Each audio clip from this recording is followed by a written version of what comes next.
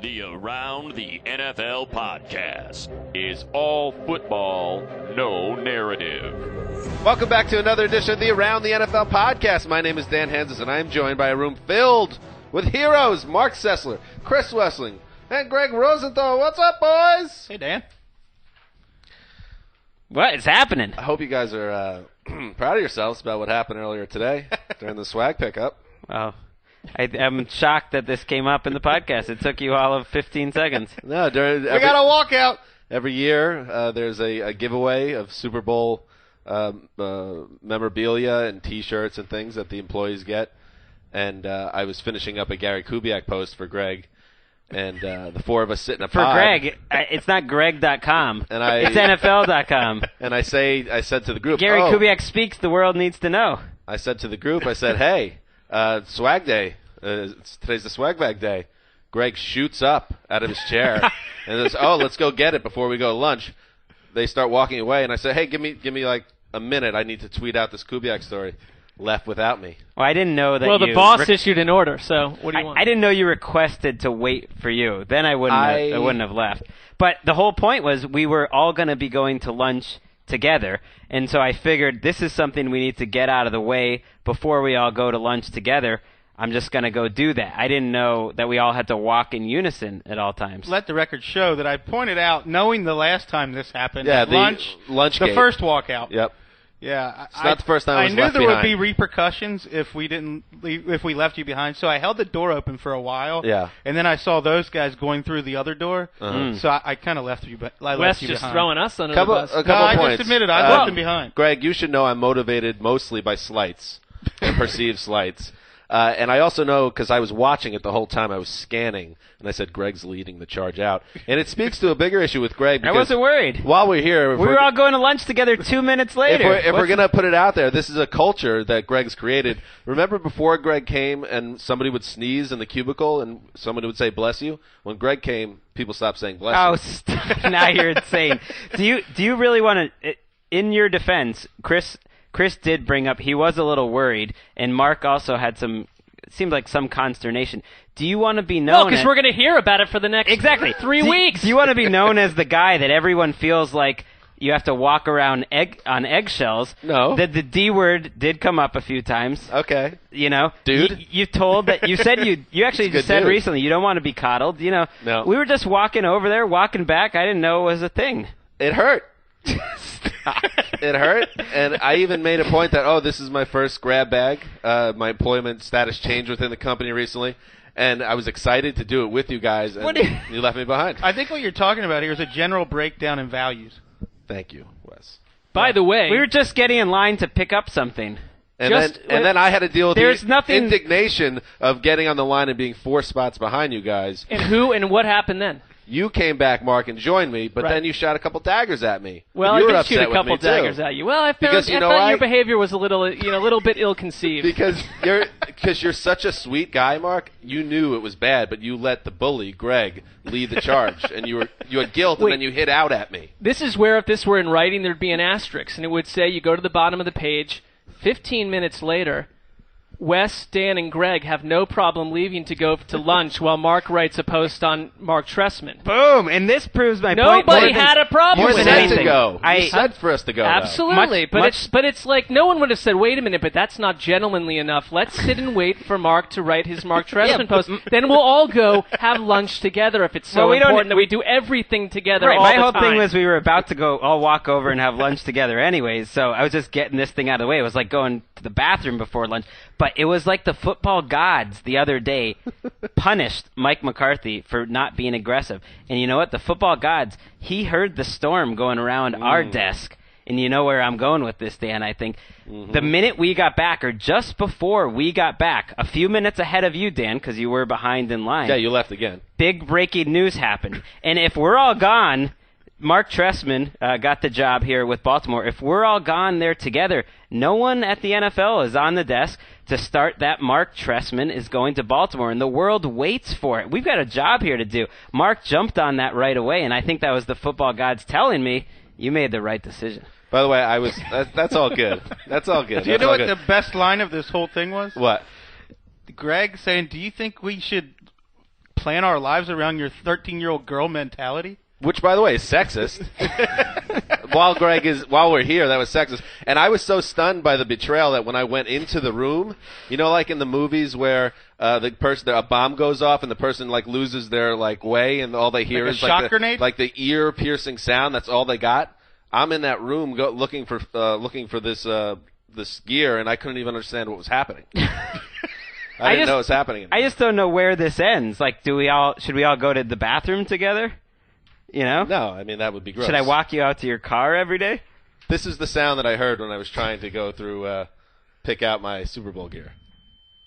Lost all my senses, wobbling around. The lady looked at me like, "Are you okay?" At least somebody had I don't think concern you for can you today. handle free stuff from the NFL. We probably shouldn't send you back. I'm just saying it wasn't the best moment. And by the way, when people sneeze, you should say "bless you," or "gesundheit," whatever. I say bless you. Or Reggie Never. Jackson. Let's get into the rest of the podcast. Listen, everything. There's a Webster episode. Wes, that's showing up the air 30 years ago. He got mad at God because his mom and dad died, so he used to say Reggie Jackson when somebody sneezed. I have to admit, I probably never notice when people sneeze because I'm a space cadet. You would know that sitting next to me. I'm always Everything watching. is about 10 seconds later entering my brain. Okay. All right, we got passes. It's good that we talked about it. What the hell? I can't believe it took TD so long to drop that. All right, this is our second to last show before we head to Arizona. So this is going to be a news-heavy show. We got a lot to get to, and then we're going to hand out some awards. We decided what to call this, Wes? Hiring awards, something like that. Yeah, this sounds good. The Coach Hiring and Firing Awards. I don't know. The new hire awards. The new Hire Awards. There you Oh, go. that sounds good. That's That's okay. why Greg's the It's boss. workable. So we'll get to that after the news. But let's start with the news. There's just so much to get to right now. So let's get to some news, buddy. Come on, TD. There's a party up in here. Wahoo! That is Indy Sarah's little girl. One of Oh, our- wow. Oh, very nice. Who sent a sound clip recently of her girl. I wish I knew the daughter's name. Do you know? Ellie Greg? is her name. Ellie. Very good, There's a TD. party up in here. Wahoo! She's star in the making, guys. Very good. TD, you're going to be a great father one day. You know that? He might already be a father. we don't know anything Whoa. about the background. That got a huge laughter out of Zach. Maybe Zach knows something that we don't. All right, let's start.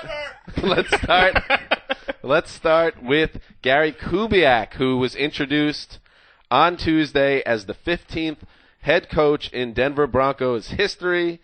He takes over for John Fox, who left. I guess there was a decision made that they would part ways amicably, and now Gary Kubiak comes on. He was former teammate of John Elway for many years, was the Ravens offensive coordinator last year, and now he joins the Broncos. And this was kind of an interesting press conference, guys, because despite it being Gary Kubiak's introductory press conference, John Elway was at the podium for the same amount of time, if not more, than Kubiak, which to me just hammered home the point that, yes, Kubiak's the new coach, but Elway is the boss, and everything runs through him, and that's where we're at with that organization right now.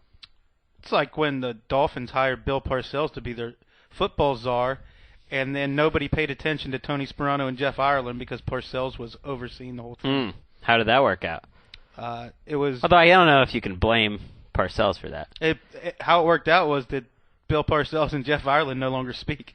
It hammered home for me, I think, again, something. John Elway, who from the age of like 12 on has been told, you're the center of the universe, you're the starting quarterback. You know what, this guy, you want to talk, I don't think you can't call Dan a diva when John Elway exists on this planet. Ooh, I like because that. Elway the other day, number one, Little opens Browns up... heat, by the way, seeping through. No, here. no. You know, it opens up the press conference the other day by calling John Fox John Elway when he thanks essentially That himself. was an honest mistake. All right, fair enough. But then today... That was a But- pretty amazing, Right. though, Freudian And back to slip. back. Yeah. But as Dan points out, it completely overshadows Gary Kubiak's introductory press conference. And what this is a guy, he felt a little burned. I think there was a lot of difference of opinion where people said, you know, John Elway, your opinion might not be the only thing in the building. We might want to question it. You know what, John Fox, you're out. I'm going to get someone in here who's my old pal, who understood all along that his role was number 2 to my number one, and he's not going to question Elway, and it's going to hurt the Broncos. Are you calling Gary Kubiak a flunky to John Elway? Yes, I am. I mean, I don't think Gary Kubiak is that at heart, but that's the dynamic that's going on right here. Well, he literally was the backup for years. Yeah. I mean, you can't... Except for when he was the offensive coordinator and they won Super Bowls. He is also a coach. He's also a coach that went through a transition of a superstar quarterback retiring into the next phase. I give Kubiak credit, Elway credit, that when they asked him, they tried to put him on the spot with a question about, why did you go through all this rigmarole to interview other coaches? Wasn't it Kubiak all along? And he was just like, yeah, he was the top of the list the whole time. This was my plan the whole time. It was basically just a question if Kubiak wanted to do it, and he did. He has this vision of the Broncos as this seamless team that's existed since he was a player and tradition, and Kubiak is the guy to bring that. And I'm not sure if Kubiak's a great head coach, but he does have a defined skill set and a defined offense that works, and that's more than a lot of head coaches have, so I don't really have a huge problem with it. It might be more than John Fox has. Football head question, is Gary Kubiak's offense a good fit for what Peyton Manning does and the offenses he's run in his career? I think all we can do is speculate on that. Everything Gary Kubiak's ever run has needed a mobile quarterback. Joe Flacco is a lot more mobile than he's perceived to be. But then Kubiak and his former players swear on their grave that he can change his offense if he needs to. Matt Schaub's not exactly Randall Cunningham out there. So he ran a very successful Texans offense with a limited quarterback and a quarterback that really wasn't that mobile. I know they did a lot of boots and everything like that. I thought the answer on Manning today was interesting, that he's talked to Manning and they're going to listen to Manning and they're just waiting. And Kubiak made it clear, we're going to make an offense around Peyton Manning if he wants to play. So I do think the conspiracy theorists that believe this is Elway's way of pushing Manning out the door or saying you're not in control here, I don't know if I really buy that. I think they want Manning back. I think they're also bringing a coach and potentially to look beyond whatever Manning's decision is, which is not a terrible idea. And if you're Gary Kubiak or any head coach and you can't shift your offense to fit Peyton Manning if he's coming back for 1 year, then you're in the wrong position anyways. I mean, you're not going to take like Peyton Manning and put him on endless rollouts. That's absurd. I mean, they'll have to shift it. This is the toughest job, though. It's the opposite of what Parcells did every year when he just picked the good-looking 2-14 team that's easy to revive. He's got a team where the bar has been established. If you lose in the Super Bowl and then you lose as a team that gets a bye, you're getting fired, and you might not have Peyton Manning next year. It's like, this is an impossible job.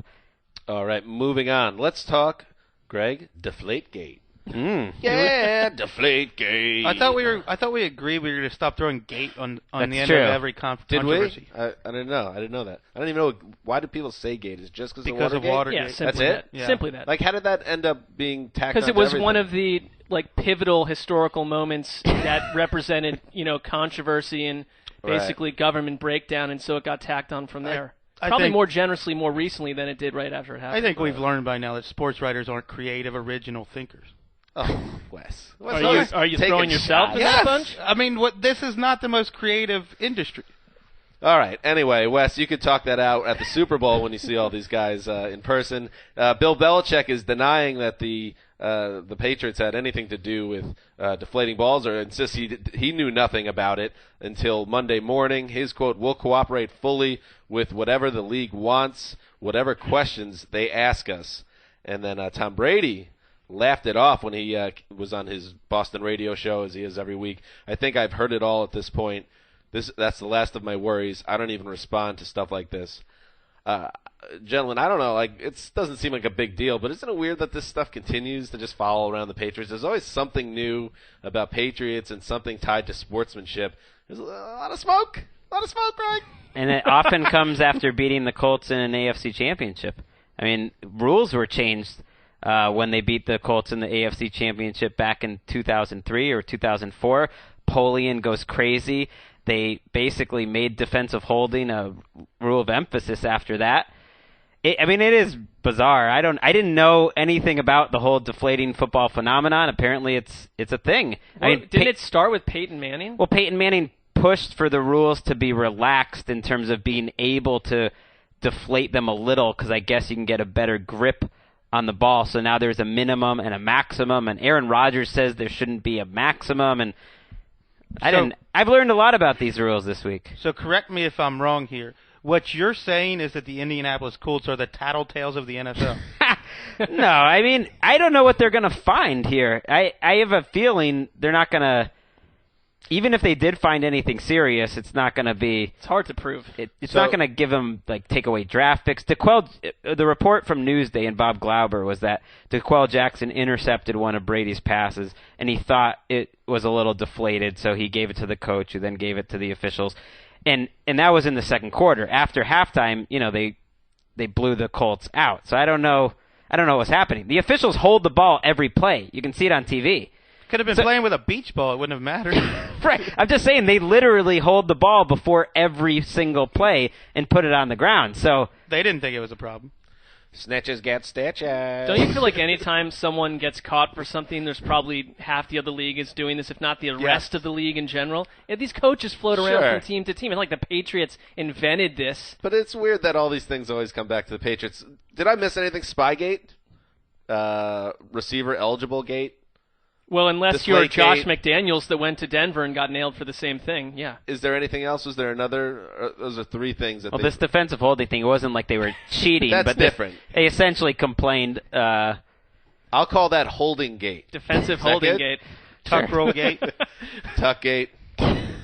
Gate. So, yeah, whatever, Greg. I mean, your team is a bunch of cheaters. Give me a break. Deflate gate. I didn't know. Greg, if you're okay with that, we're okay with it. I didn't know it was such a thing. More like the thing you need to get past, not us. The quarterbacks sand the balls. They sand down the laces. They mark them up, but it's a whole thing. Every team has their own set of balls, but the officials check them ahead of time. That's the part I don't. Yeah. I don't really it'd be get. hard to prove. So the Patriots are going to get away with nobody would care. Well, someone said, another quarterback, and now I'm forgetting who it was that when it's cold and raining, the balls just deflate naturally, just a little bit. I mean, they thought it was just a product of nature. Nice try. Phrasing. Yeah, right. Exactly. That's what she said. Moving on. So I'll use a line from Marc Sessler here. The opening a post he wrote this morning. It didn't take long for the Baltimore Ravens to unearth Gary Kubiak's replacement. Mark Trestman buried in the ground, but dug up, still alive, thankfully. Hired as offense coordinator after spending the past 2 seasons as head coach of the Bears. He's now the Ravens OC, and Mark Trestman came to the Bears as the great quarterback whisperer. Whisperer Gate it turned into because it didn't really work out with Cutler. But now he goes to work with Joe Flacco. That seems like a nice spot. I'm just glad we know about this story before the podcast. If it was up to Dan, we'd still be in line waiting for tchotchkes or whatever. Don't let your guilt I don't think drive I wrote the show. that he was under the ground. I believe well, you said unearthed. Okay, but the second part was not. Yeah. I don't know if he was that hard to find, I guess, is Dan's point. All right, well, you know what? When this is like the 14th coordinator post, you got to start rewriting these leads to some degree. As Wes noted, we're not that creative, so. Right. No, well, you a bunch are. of dunderheaded You're actually monster. you're the exception. You love Trestman. I remember a couple do like years ago Trestman. you had a big crush on him because he writes his name the same way as you. All right, it went beyond that. That was big. Again, misquoted on some level. But. He has a history with the Harbaughs. Jim Harbaugh said once that Mark Trestman taught him everything he knew when they were Raiders assistants together. He also called the Bears' hiring of Trestman a grand slam. Don't you think this is a great fit? I think it's terrific. I have major questions about it. I mean, I think the world of Trestman as an offensive mind, but that offense was turned around because of Gary Kubiak's work on the offensive line in the running game with his own blocking scheme. I don't know that Mark Trestman's going to have a good running game. The better hire would have been Kyle Shanahan, and they were interested in him, and that didn't happen. And that would have just been a complete seamless. It would have you didn't even hire a new coordinator. It would have been continuity. And what it is for Joe Flacco, it's 3 offenses in 3 years. But I do think that Trestman has done a good job outside of Cutler, and Cutler's not the first guy. Trestman's not the first guy to get whacked by Cutler here. Trestman's done a good job everywhere he's gone with different quarterbacks, and Flacco, I think, is a much better product to work with. Rich Gannon, Steve Young, and Scott Mitchell swear by him. Gave them all their best years. Bernie Kosar. And Trestman was with the Raiders and was a coordinator 01 to 03. Were they doing zone block? I mean, it is a West Coast type of system, so maybe they can have some continuity. maybe I do hope for the Ravens offense and their fans, for whatever it's worth, that they do just keep Kubiak's system as much as possible, because that's the best Ravens offense ever in franchise history. I mean, it's never looked better. That's why it was such a big loss for him to go. All right, let's move on. Mark, you mentioned Kyle Shanahan. It's looking like almost a slam dunk now that the Atlanta Falcons will hire Shanahan as their offensive coordinator and Dan Quinn, the Seahawks defensive coordinator, as their next head coach. They have to wait, of course. The Seahawks have to play the Super Bowl, and then after the deal gets done. But a nice little pairing here. Dan Quinn and Kyle Shanahan taking over the Atlanta Falcons. To me, it's got a lot more zest to it than a Mike Smith-led unit. I think it's great. I mean, it's like for me, number one, it starts with Shanahan and Matt Ryan. It's a major upgrade from going from Brian Hoyer and Johnny Manziel. If you're Kyle Shanahan, I think he did that for his own career longevity. And Quinn was the hot candidate last year as well that people didn't want to wait around for.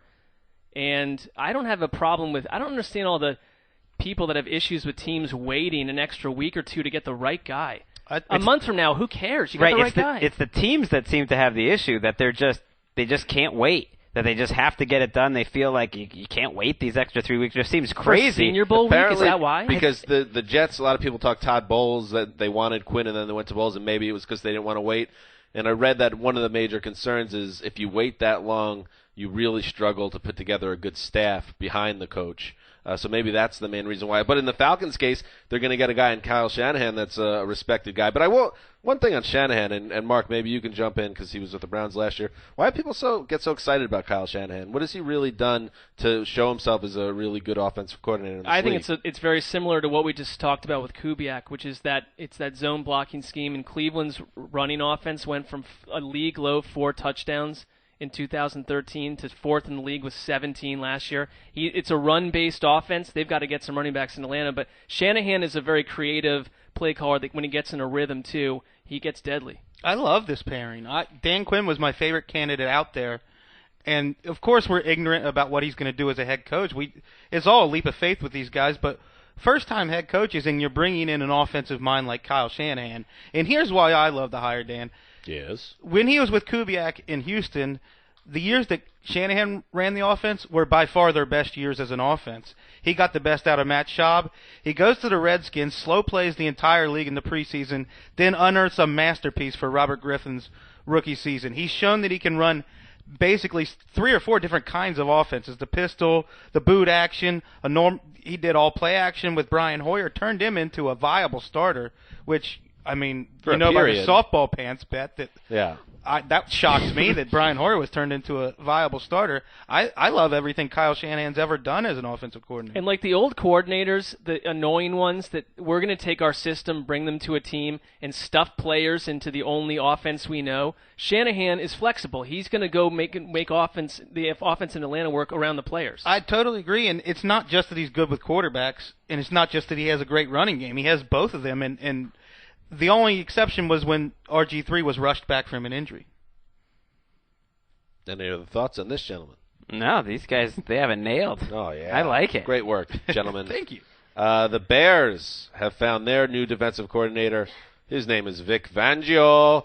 Fangio, of course, was the DC of the Niners. Now he takes over a Bears defense along with John Fox. Your thoughts on this hire? Greg, your turn. Take the floor. Why is it my turn? It's just your turn to talk I'll take another one. All right. People are all excited about Vic Fangio. He did do a good job in San Francisco. It's a very creative defense to watch. They don't have any talent there, but I think of all the defensive coordinators that were out there, he probably has the most sizzle just in terms of, like, he's the most fun to watch. If you're a fan of your team and you want to see a creative, aggressive type of defense, he's your guy. Top 5 defense every year he was in San Francisco, including this year when he lost All-Pro Alden Smith, All-Pro Patrick Willis, All-Pro Navarro Bowman, turned Antoine Bethea into a star, turned Parrish Cox and Chris Culliver into a great cornerback duo, and he's bringing along secondary coach Ed Donatel, I believe. I think that's a great pairing, and really the Bears are going to have to go to a 3-4, I would imagine, because that's what Fangio's always run, and had the best linebacker core of all time in New Orleans as their linebackers coach with Ricky Jackson, Patrick Swilling, Vaughn Johnson and Sam Mills, and then goes to San Francisco and has the second best, or rivaling the Saints for the best linebacker core of all time. So I think you should look for the Bears to take a edge rusher, outside linebacker in the first round of the draft. I like that John Fox, who's in theory a defensive-minded coach, he's really turned into that coach that's like, that's not going to be his defense. It's going to be Vic Fangio's defense. He's not afraid to admit like he doesn't need to be running the defense at this point. He hires someone that can do it for him. He just kicks back and has a few beers. About time. Jeez. And finally, we head back to Bill Belichick, who last week we heard him praising Andrew Luck. I think he called him a sixth wide receiver at one point, said he was God's gift to football. Now he's praising Russell Wilson. Anybody picking up a pattern here? He says he's similar to Roger Staubach. Russell Wilson is. Here's Belichick's quote during a Tuesday conference call. I can't really put it into words. Well, you got to think about Belichick. I can't really put it into words. Wilson's just got an instinctiveness. He just knows where people are. It looks like he's going to get tackled, and he doesn't. Kind of reminds me of watching Staubach. No one can hear you right now, by the way. Yeah, the listeners can't even hear you. You think he doesn't see him, but he sees them, or someone knows that they're there. Well, that's an ideal Belichick. That's a nice job by Dan right there. If you know what Belichick's saying, you know what I just said. It's not as offensive. Some guy on Twitter was not happy with one of your imitations. Do you know what I'm talking about? I don't even remember what it was now. Henry's, I believe. Imitating. Richard Sherman. That was it. I don't remember your Richard Sherman. I missed that. Yeah. I don't remember my Richard Sherman. Well, the Belichick-ophiles should be out because this is Richard blasphemy. Sherman, though. Yeah, my bra. Belichick can get engaged. That's the. Yeah, my bra. Yeah, that one. I don't think that went over so well. I disagree. When you get Belichick talking about history and you get him talking about the Naval Academy and his boyhood idol, Roger Staubach, he grew up on the campus of the Naval Academy, seeing Staubach play every day. To compare his hero and the guy, if you watch the Staubach Football Life, I believe it was, basically Belichick thinks Staubach's the greatest player of all time, greatest quarterback, or it's his favorite player of all time. To call Russell Wilson that, to remind him of that's quite a compliment. This wasn't just coach speak. He went into specifics of why he adores the way Russell Wilson plays. And to me, Bill Belichick, I know this is going to sound like a ludicrous statement, has the most comprehensive football knowledge of any man who's ever walked the face of the earth. He's a bipedal football encyclopedia. He has the largest library in the world of American football, according to Peter King. And he's the father of a guy on the campus of the Naval Academy. Greg now. is he just is gushing donated. right now. This is Greg great. Is just He's the son of a man who is thought by many to be the greatest scout in NFL history. So he's basically looking at game film when he was 8 years old, tailing his father around and catching passes from Roger Staubach. This is high praise. Throne of ease. Well, Goes look, all over the place. This Roger Staubach wannabe's on the other team. You know, he's a nice young player. It sounds like he's just filling his mind up, Russell Wilson's mind up, and just psyching him out, just like he did with Andrew Luck, who dropped a 12 for 33 for 126 and 2 picks after Belichick pumped him up. I think Russell Wilson's he's too cagey though to buy into Belichick's game. I think what Belichick's saying is that Russell Wilson has this it factor that we would never talk about, that we almost laugh about because it's really hard to quantify. I would never laugh at the it Belichick factor. is talking about it factor? I think that's what he's saying about Russell Wilson, that the playing the quarterback. What about Tom Brady? Well, he's got that too, but in a different way. But the quarterback position is about leadership. It's about making the right plays at the right time. It's about some of it is undefinable, and it's athleticism. I mean, he's talking about that in terms of getting away from the defensive ends and still making a play. And I think that's where he sees the comparisons. When people talk about Staubach, that's how they talk about Staubach. They weren't exactly sure how he always got it done, but he did. Greg, you're the boss, so sorry to correct you, but I've been saying that since day one, baby. Since day one about Russell Wilson. Just saying. Well, that's not a correction. What do you mean? I'm just saying. You said, no, we don't talk about it. I know you're talking about the guys in front of the glass, but I've been saying it since day one. I think I've heard you call Russell Wilson a point guard. Yeah, I have, yeah. Which is a great... Oh, about the it factor you've been he's saying. a quarterback, not since Roger Staubach. Well, that's exactly what Belichick's saying, next level awareness, that he has peripheral vision, and he sees windows like Larry Bird saw windows of passing. Right, and I know... Well done, TD. I know this might shock you, TD, but it means a little more coming from one of the greatest football coaches of all time than it does from a guy that, is producing this podcast. Who's counting? But wait, Larry Bird was a small forward? He was a power forward and small forward. I'm losing track. It was a point forward. Football and basketball is confusing. I think this is a great way to get that in Brady's head and say, wait a minute, you're calling the opposing quarterback Roger Staubach 2 weeks before you and I, Coach Belichick, try to cement our legacy? What am I, Blaine Gabbert? Right. All right, and that's what's happening. All right, guys. We talked a lot about coaches in the news, but listen, that's a big part of the season. We're going to get way into the Super Bowl and those teams and that end of it, starting with Thursday's show and then the 2 shows leading up to the Super Bowl, and then, of course, the recap show. So you're going to get plenty of Super Bowl talk, but let's do a little more coaching. In fact, these are the first annual... Are we doing the coaches show? No, you know what? You and your coaches show, TD. Wow.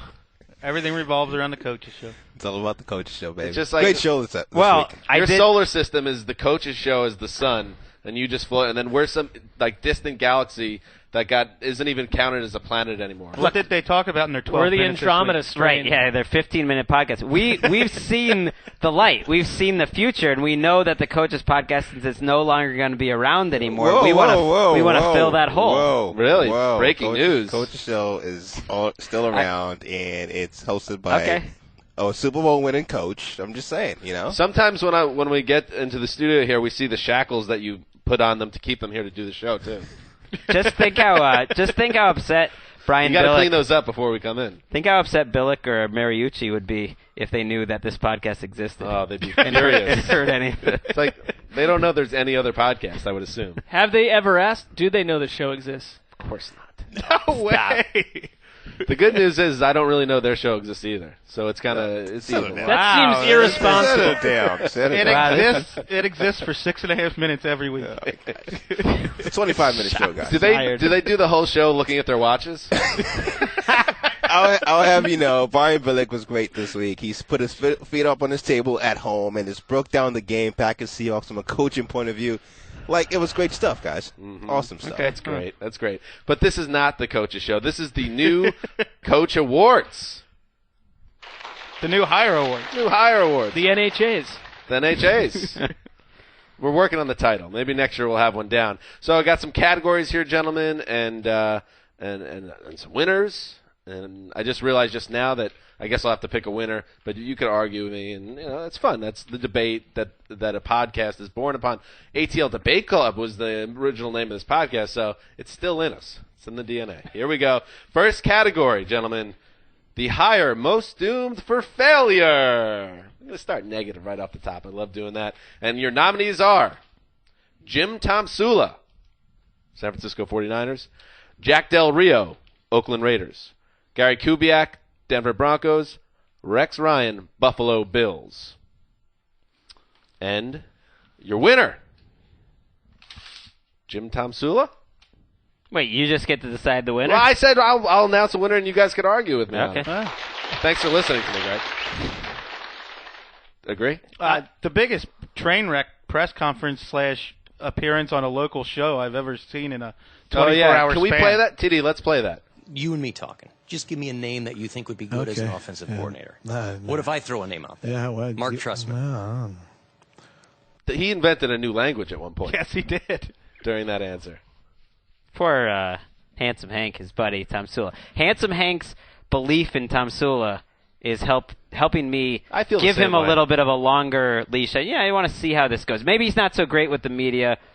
Big deal. I trust Hank's judgment on these things, and he says he's a genuinely great person, and he's respected by his players. But sometimes, I don't know, that first day on the job, it seemed like, well, they plucked the defensive line coach and made him put him in the big chair, and maybe he's not supposed to be in the big chair. Well, the problem is, like, his coach, all you hear is players love him, and that's from top to bottom. They're excited about him being elevated. But the role of head coach is not just teacher. It's you've got to be out front with the media. And if the Niners don't start 6-2 like they do almost every year under Jim Harbaugh, and they let's say they start 3-6, and they're starting to ask Tomsula tough questions, and all we get is the stuff we got during what we've seen him so far in the media, you're failing at half your job. You have to be the figurehead and the basically the voice of what's happening. And that's a huge part of the role. Being loved is overrated. I mean, Right. Rex Ryan's loved. His career record is under 500. Well, Bucky Brooks told us in the lunchroom the other day, basically, listen, if things start 1-3, if they start ugly, that all that love goes away real fast. About everyone's careers here. Anquan Bolden had a quote where he said he didn't think Tom Sula, and he meant it as a compliment, but he said he didn't think Tom Sula would be as tough on them as Harbaugh, and that sounded nice to him. But as a fan, you're kind of thinking, oh, is that good? For all the Dave Campo vibe that Tom Sula is giving off here, as a guy who's coming in after a great coach and is probably going to, I don't know, seems like a guy who's going to be an afterthought in a decade. I think the easy answer here is that Jack Del Rio is the worst hire. And it was uninspired anyway. And then he hires Bill Musgrave, who is one of the most unimaginative offensive coordinators you could find. Oversaw the development of Byron Leftwich and Christian Ponder. Does not bode early first round draft picks. Does not bode well for developing Derek Carr. The only caveat there is you're the Raiders, and you just need to win a few more games to buy yourself time. Why don't they just consolidate Yeah, but they want to win. franchises They want with to the win games. Jaguars? The category was what? Most likely to fail. Higher, most doomed for failure. Well, Was Kubiak the Raiders in there? have failed for a decade, so I think Del Rio Kubiak is a strong nominated. pick. He was nominated. Kubiak yes. needs to be a strong choice because you're talking about a team that went skyrocketing to the Super Bowl, multiple playoff appearances under Peyton Manning. You might not have Manning. This could be the Brian Greasy Broncos that Mike Shanahan had to go out on. How about Rex Ryan getting off the hook here? A lot of people said he was the favorite to win this award. He's got tough competition for this award. He's got tough He's got competition. good talent His on that charisma team. will carry him long after they suck and people realize it. A couple of years. Because it's getting ready to be on. That's why. Yeah, exactly. All right, next award, next category, the best ghost from the past. And this is someone that was kind of forgotten, and all of a sudden they popped up and they're back on the grid and they got a job or might be getting a job. Here we go. The nominees are Mike Martz, the Cleveland job he's been connected to, Eric Mangini, interviewing for a D coordinator role. Where is that? In Oakland. In Oakland. Oh, that's about right. Mike Shanahan, who's floating around trying to get back in the league. Mike Holmgren, your boy, Mark, and Mike Singletary. A lot of Mikes another here. shot at this, and the winner is... I asked this to Damashek too when we do the Sheckies. What's Yeah. with the sound effect of ripping a paper? Oh, you're opening the envelope. Yeah, but you don't ever hear it though during a broadcast. You don't ever hear a rip in or an open All right. of the paper. You want- I could drop it. I like it. I thought it was fun. I like it. It adds a he's little also bit of a little bit of a He's nod actually to Damashek. opening an envelope here with stuff inside of it. Yeah, that's the other thing. Adds Way to to the, ruin the illusion of the show, TV. It's an anticipation level there. I like it. Thank you. All right. And the winner is Mike Shanahan. Whoa, a little bit of an upset here. Mike wants back in. And everybody's like, no, no, of course not. I feel like that's the agents getting involved, but there was that interest in him though. Mike Martz will never coach again. Shanahan. It all was a little weird. It was like, yeah, we're going to interview Shanahan for the 49ers job because we happened to be in Denver that day, and you know, Shanahan has a good lunch spread at his house every day. It was unclear what he was interviewing for. No, seriously. Like they happened to be in Denver and like, oh, we're there, we'll swing by, like they were in the neighborhood. Seriously, and it literally. was unclear whether it was for like a head coaching job or they were just kind of picking his brain about different people. You pointed that out, Wes, a week ago. I think that is a lot more of the latter. It's you talk to 10, 15 people and get any sort of information about your own team's problems before you find the pick. I got the sense that some teams were looking at him in a general manager type of role, or footballs are, which makes absolutely no sense because he's one of the worst general managers. I mean, every time he's been a coach / GM, he's failed. Shanahan, the GM, always killed Shanahan, the coach. Right. And I think he did in Washington. Ultimately, I think he was the one picking the players. Same with Mike Holmgren. Mark, your thoughts on the report connecting Martz to the Browns? Won't happen. Is there any way that happens? I hope it doesn't I will happen. bet you a sandwich right now it absolutely doesn't happen. Do you have any Questions information on this or something? You seem confident. asked. I'm deadly confident. I feel like you're just desperate for Interesting. it not to happen, and you're just I'm trying not to will desperate. it out of I'm life. guaranteeing you it will not happen. What do you have any kind of info or theories on why they actually brought him in? No, I don't. But that's because they did very odd things last year when they were looking to fill their head coaching role, even while they were heat-seeking towards Pettin at the end during the Senior Bowl week. Reports floated up of them talking to other people. I can promise you it won't be Martz. It's funny. I was saying this to Greg a week ago or so that the Browns are kind of like the screw-up brother-in-law that you're really rooting for to get it together, and he keeps messing up, and you root for him, and then Mark, I look at you, you're like, it's your brother, and you're my wife, which you're kind of like my work wife, and you're like, man, why is he such a screw up? Why are the Browns such screw ups? They can't do that. Why are they getting a new offense and again and again and again? They did screw up, and I think that they're a team that's not figured out how to operate on a week-to-week basis. When you hear about, employees texting stuff that was annoying Shanahan. One little thing about Shanahan, I mean, this is a guy that you hear also he's not the easiest person on the planet to work with. Been some drama wherever he's gone. And so, it's a little, maybe it was just a bad soup, and I think that Pettin wants someone he can trust, but it won't be Mark. But they're getting filled up here, these offensive coordinator jobs. Like, who are you hoping for? It almost always starts at the top, Mark. Don't you think? Yeah, I do. I do, absolutely. Yep. By the way, another lesson to be learned in life that you could learn through following football: pulling your pants down in the middle of your workplace going to hurt you in the future, Mike Singletary. It's hard to recover from that. In any line of trade. Yank your pants down, in most show your lines of trade. underpants to people. What about the guy who rushed onto the field in Seattle? That guy deserves a raise wherever he works. But he probably got fired too. It's kind of the point. All right, next category. This one's kind of connected to the previous category. This is the comeback coach / executive of the year award. Guy that was kind of out of the mix, and now he landed a job, and he's back on his feet, and who knows what comes next. Your nominees: Steve Spagnuolo, the defensive coordinator once again for the Giants. He has risen, and Giants fans are thrilled about it. They think it's still 2007, 2011. They got the same personnel. Good job, Steve. Jeff Ireland, a new consultant for the New Orleans Saints. We believe there's some conflict here on may this or may reporting. Not be happening. Okay, reportedly. He's not going to be the right answer to this question anyway. Chan Gailey, who we thought might be connected with the Jets. Maybe he's not, but could be. This award's not very strong, and maybe shouldn't have been in the award show. Here we go. What about Gary Kubiak? He fits this. Coobs. No, he was the OC last year. He was on the radar. Now he's a head coach. Someone that was totally off the radar. Okay. All right, the winner is... That was the first category. It's a connected category. Spags for the Giants. His career fell off the rails. He's a hot property. Goes to he got a job with the Rams, I believe. And the Rams was where he was the head coach. Coach, bombs out there, goes to the Saints, bombs out there. Now he's back with the Giants. And, I have to agree with you because the other two people don't officially have jobs. No, like I said. So. Yeah, I'm sure he could have turned around that defense with Spencer Paysinger as his best player. All right, now Spagnuolo is one of those guys. He leads the league and media likes him, but all his former coworkers don't. Which that's always a troublesome type of coach. I'm giving this award to Kubiak. I'm just a write-in candidate. Okay, I like that. He's going from coordinator to head coach. He's coming back. All right, here we go. Now let's get to the serious business. Best looking hire. I consulted with Mark, who is also comfortable in his heterosexuality, so we're going to lay it out here, and don't worry. What are you saying about me and Greg? Not as comfortable.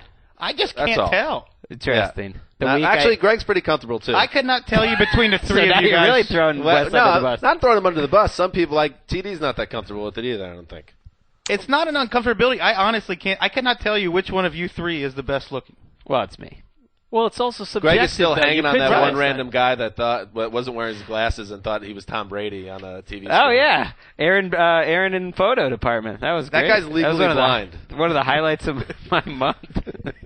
Anyway, here we go. Here is the category. And don't worry, I know you had to write in for Coops. Coops has been a big time. He's like the Bradley Cooper of these awards. Nominated multiple spots. Best looking hire. Gary Kubiak, Denver Broncos. Guy's aging in reverse. He's like a Madame Tussauds wax figure. He seems like you're giving short shrift to Jack Del Rio. Well, we haven't gone through all the nominees. I thought you were. I thought you were naming him. I know we still have to go through the nominees, but this does feel a little bit like you were talking downstairs how Kubiak and you guys have similar hair, so it's almost like you're projecting. Right? No, well, actually, we're talking about Omar Ruiz. Yeah. NFL Network's Omar Ruiz. Sorry. Kubiak has like an 80s haircut and a possible dye job going on. It's a totally different situation. Here we go. Best looking hire. Let's get back on track. Sorry. Gary Kubiak. John the Silver Fox, Chicago Bears. Jack Del Rio, Oakland Raiders. Todd Bowles, New York Jets. That was Mark pushed hard for that one. And Dan Quinn. And we're assuming he's a new hire with the Falcons. So a loaded category here. The winner. In an upset, Gary Kubiak is the best looking coach. When you're like 60 years old and you look like you're 40, that's pretty good. He doesn't have wrinkles. I think one guy we might be overlooking is Rex Ryan for the reclamation project that has happened over. Number one, the nicest teeth on planet Earth. He has the worst teeth in the NFL. This is the guy you. They're perfectly white. I don't know. The whole committee has to be taken to task. That was Mark pushed for that one too. Dan Quinn. No, Dan Quinn did not make my top 4. I wrote him in Quinn. later. I said he has nice eyes. Rex Ryan is. Dan Quinn has nice eyes. I interviewed him last year. You're little looking, Uncle Fester right Greg there. is looking at a 1-inch by 1-inch Don't be headshot. baldest. All right. I said he has nice eyes, and I stand by that. Go check it out during Super Bowl I week. think the you have a committee pick here? made a mistake here. I'd probably go Cougs myself. You know, Well, he you has have to a Cougs straight for where he is jaw. I'm surprised. age-wise. Del Rio is furious right now. I think you guys are Right. underselling No Jack Del Rio. No Del Rio. No, Del Rio's good looking. He's I mean, he's changed not over the over last Cougs. couple Women years. dig Jack. You Jack guys Del are. Rio. This is an award for the young. His I mean, name- this is like, are you going to draft a 43-year-old quarterback? No. This is an award for the young. That's who the Are you women saying want. Todd Bowles? I'm saying either Todd Bowles, maybe Del Rio as an underdog, but yeah, Bowles is an in-shape guy, Bull- an ex-NFL player. Yeah, no, that's why I pushed hard for him to get in the race here. Bowles I mean, or Del he's- Rio. But Dan is the authority here. That's true. I'm like I said, I'm just throwing out a winner, and then I'm open to debate. All right, it's time. We're going to slow down for a second, and we're going to give out an award. This will not have nominees. This is just the Academy gets together and they announce it. Mark, He's got a nice smile. Yeah, Greg pointing to Todd Bowles, pretty hot. I'd give him a 7.5. All right, the Lifetime Achievement Award in fail, and this goes to a man who this is a little. This is a man that thought he had the world in the palm of his hand, and it didn't quite work out that way. On New Year's Eve, you thought he'd be ringing in the new year with all the leverage in the world and a $4 million check. Instead, he's now the offensive line coach of the Jacksonville Jaguars. He is Doug Marrone, your 2015 winner of the Lifetime Achievement Award in fail. Who gave him that advice, and how quickly was that man fired? Or woman? Yeah, I take back those hot takes on this podcast that I had of what a smart move by his agent that he not only got the $4 million, but he's going to deliver him to another team, because the fact is, if Marrone knew this was ever going to happen, he would have never left Buffalo, and he's furious right now at how this all happened. Shocking that NFL owners would not look kindly on a guy who opted out of his contract and basically quit his team. Yeah, and also everywhere he has been, there are leaks that he's impossible to work with, that he's a head case, that he's the fourth diva we've talked about on the show today. But the interesting thing is, immediately after the opt-out, there was the buzz, he quit his team. But you saw a lot of reporting from a lot of NFL insiders and a lot of tweets that Clean sweep. This was a guy that was highly, deeply respected in league circles for the work he did in Buffalo the last 2 years. So was that hook, line, and sinker Something for the happened. whole Something happened. NFL reporting industry? And by the way, I still think, and Charlie Casserly I was listening, he did an interview. Of course, he's been the consultant for the Jets during their coach GM search. He was on Mike Francesa in New York. I was listening, and it still sounds to me, because he pushed hard for Marrone to the Jets, that was probably what was set up, and then Marrone didn't handle the interview well. Something went wrong in that interview. Well, they said he didn't. And then he was hung out to dry after that. Yeah, I mean, you have to wonder if when the initial rash of reports that he's wanted and there's all this attraction towards Marrone, that it is a little bit of the insiders getting fed something by agents and other people, right? I'm sure that's what Marrone thought, because you're not going to walk away from a head coaching job. I mean, at one point, after the Jets interview, he went to go interview with Atlanta, and it was positioned in the media like, oh, he's going to keep his options open. He might play Atlanta off of the Jets in some bidding war or something like that. In the end, neither one of those teams That's wanted how you get a Lifetime Achievement Award. It has to be a special type of goof. And Adam Gase could have been a contender. I don't know if he really managed it poorly, but everyone thought he was going to either be the next Broncos coach or the next 49ers coach. Two great jobs. Well, and Gase he ended didn't up, know he still that doesn't have a job. He didn't know that the job he had wouldn't be there for him 3 weeks ago. Right. I hope I that's didn't a little step on a different. future award. No. Maybe he'll be the head coach of the Jags next year and everything will be forgotten. Who knows? But who, Marrone? Yeah. I don't think so. No, but I mean, he's like Mike Mularkey. Mike Mularkey left the Bills job with more dignity. He just said, I don't like this ownership. I don't like what's going on in the front office. I'm just going to leave. And he didn't have any money waiting for him. He actually gave up a lot of money to do that. And he didn't get another head coaching job for another 8 years. That turned out to be in Jacksonville, and that only lasted 1 year, and that's how it goes. What a year it was, though. 2-14.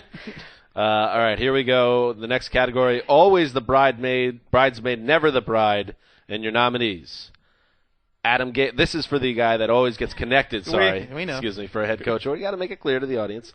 Connected to getting a think our head audience coaching is job. So not literally going to weddings and dressing as bridesmaids. You need to be clear in the hosting role. Connected to coaching jobs never quite happens. Adam Gase, Doug Marrone, Hugh Jackson, Pep Hamilton, Terrell Austin, and Josh McDaniels. Is this just for this year only, or are we taking past into account? You got to kind of factor in the past for this All right. one, okay? But stay mostly rooted in the last month or so. Winner is Josh McDaniels. Wes doesn't like it. Sounds like we have a bit of a battle brewing here. Go ahead. I can't believe anybody took Josh McDaniels seriously as a bridesmaid. The Academy did. I think Hugh Jackson's the answer here. I would back Jackson, too, because he was a hot name coming out of this, and he never really went far with any search. It was like, Pep Hamilton's a little bit too early in the process, same with Terrell Austin. And McDaniels, one thing about McDaniels is he absolutely burnt his own bridge in Denver. When he left, Pat Bowlen basically said, I will never hire a young coach like him ever again. And Hugh With Jackson, essentially Spygate 2. I will never touch a young candidate that immature who can destroy a room that way ever again. Phrasing. Right, but he hasn't burned his bridge elsewhere, and I think it's telling that Thomas Yeah, because Dimitroff... he's back in the comfortable cradle of New England where every coordinator looks good, then goes out and fails. I think Gase is the winner here because it's a red flag to me that not only does he not get the job in Denver, where Peyton Manning apparently wants him and he's been in town, but I don't know. If John Fox, in theory, could bring him to Chicago, that might be, maybe he will, but if he doesn't bring him to Chicago, okay, there's another guy that just had you and went to the Super Bowl with you, had a ton of success with you, and yet he doesn't want to bring you with him. So we'll see. Maybe Gase will end up in Chicago. I don't know. New information here. Hugh Jackson was left at the altar. His agent came on a radio show in Cincinnati, I believe with Lance McAllister, and said Hugh Jackson was stunned he did not get the Bills job. Going into the night before they hired Rex Ryan, Hugh thought he had it. Ouch. That just strikes me as Hugh Jackson's probably like the most confident guy in the world. Like every time he throws a bowling pin, he's like stunned that all 10 pins don't go down. He's like, what happened here? All right, fair enough. Fair enough. All right, next category. The coach with the best chance for a deep well of unintentional comedy. Your nominees are Jim Tomsula. Winner. Jim Tomsula. Jim Tomsula and Jim Tomsula. And your winner is Jim Tomsula. I like that you're not even ripping the envelope anymore. You're just crumbling it up in your microphone. It's getting late in the show. I feel bad for him almost. It's going to be brutal if he Henry's going to be so mad when he listens to the show. Because this is why. That's Henry's boy, by the way. That's Henry's boy. I think we would be lampooning Jim Tomsula even more if we didn't respect Henry so much. Yeah, that's true. Maybe he'll turn out to be a great coach. Good save, Wes. But by the way, you could be a king of unintentional comedy and still be successful also. Right, I'm looking forward to that. Like who? Homer Simpson? I'm just saying he could be a guy. He could be like a lovable, like kind of Rex Ryan. On right, some they level. could win and they'd be like, well, this guy's quotes, they don't make sense, Hey, but we Rex love this Ryan guy. is gifted with the power of communication. All right. Rex is intentional. Rex somehow avoided all these awards. Wes, It's shocking. Wes, you're saying that this isn't good communication? What if I throw a name out there? Yeah, well, Mark Trustman. It's like an alien life form. He is like the son of Yogi Berra. Or Yoda. Yogi Berra. Nice. I like when you work baseball anymore. Listen, I know like 4 people in baseball. That's one of the 4. Lonnie Chisenhall. All right, let's now everyone remove your hats before we get to the final category. It's that time of the show where we look back on the people that we lost in the past month. Perry Fuel, Jim Schwartz, Mike Smith, John Idzik, Jed Fish, Jim Haslett, Jim Harbaugh. There's always like, who's going to be the last person that gets called when they do that? It's always a hard decision. You want to give it to the person that deserves the most applause at the end. Harbaugh got it. Off to Michigan. He's like the Jack Lemmon of this group. These guys haven't died. They're collecting paychecks. Schwartz is making millions of dollars the next couple of years from the Bills. And who knows, maybe he'll pop up in the next week. He'll get a job. I'm just saying they're off the grid right now. Okay. We lost them. I'm sure Schwartz they'll is return. listening to this show in like a private plane heading to Nepal for like a 3-week camping vacation. Mike Smith was Sounds averaging awful. 13 wins a year a couple of years ago, and now he can't find a job. This really is like an award show in that it's gone like horribly long. Yeah, well, that's true. All right, final award, final category, and this is That was the final award. Okay. this is it. This is what it's this is what it all comes down to. This is why you lift all them weights. The best hire of the 2015 coaching search. This is why you lift all them weights. There you go. Here we go. NTD, I think each of these nominees deserve their own applause because just getting nominated in this category is very good. Todd Bowles, New York Jets.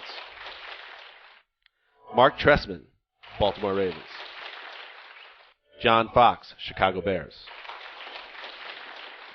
Vic Fangio, Chicago Bears. Kyle Shanahan, Atlanta Falcons. And the winner, the best hire of 2015. Wes, you open it up, you take a look. Who's the winner? Oh, the Fangio! Wow. Fangio. The Fangio. I disagree. You go back to Chicago, the monsters of the Midwest. You're in the elements. You bring it back to the defense. Who's been a more successful assistant coach than Vic Fangio? Well, we're getting That off. seems a little much. This is how By award the way, shows run Kyle long. Shanahan, Greg could coordinate Atlanta's offense. Kyle Shanahan is walking into a situation where he's going to immediate success off the charts. Bears are a disaster. Was Rex Ryan nominated? Didn't get nominated. He But got I don't snubbed. think this award is like most likely for success, like best hire. Well, it's, I agree it's- that it's- Shanahan is they're in a set up plum well. situation. They're set up well for success. Yeah, you Good job. surprised you didn't give it to your boy, Todd Bowles, the new Jets coach. Listen, the envelope said what it said. I don't vote. I'm not part of the academy. And John Fox and Vic Fangio, both with Chicago. So, by the way, Bears, things came together for the Bears there. They went from not knowing who they're going to hire. The Broncos all of a sudden have a conscious uncoupling with John Fox. They grab Foxy immediately. Everybody's talking high about their new young GM. Now they got Fangio. Maybe You got John Fox and Jay Cutler. Jay Cutler I'm having for a hard $20 time million. as a Bears fan here. That's the other side of it. All right, so those were the new coaching hire awards for 2015. We will be back on Thursday with another show dedicated to the Super Bowl coverage as we get closer and closer to the big game. This is Dan Hanzus signing off for Quiet Storm, the mailman, the boss, and Tay Day behind the glass. And I see Z Drizzle back there. Until Thursday. We will remember all those men.